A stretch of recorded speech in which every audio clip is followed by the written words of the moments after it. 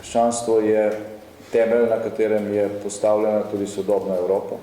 Za mano je evropska zastava, na njej je 12 zvezd. Teh 12 evropskih zvezd izhaja iz Marijinega venca. Ne števila držav, kot se je v Sloveniji govorilo takrat, ko smo mi vstopili v Evropsko unijo, so se potem ljudje čudili, kjera zvezda pa zdaj Slovenija. Če samo 12 je. Bil sem na številnih zborovanjih, ker so me to spraševali, ker v slovenskih medijih je bilo zelo težko, ki je zaslediti pravi izvor tega evropskega simbola, ki še vedno obstaja.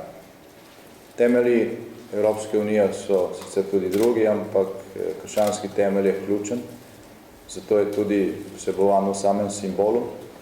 In tudi trije ključni ustanovitelji Evropske unije, Adenauer, De Gasperi in Schuman, so bili krščanski demokrati oziroma so bili krščanski ljudje, ki so želeli na temelju pogorišč v Evropi, ki jih je pustila druga svetovna vojna in komunistične revolucije, ki so sledile, železna zavesa, ki je nastala, oni so želeli tukaj vzpostaviti neko trajno skupnost, ki bo v prihodnje preprečevala, da se takšno zlo ponovi.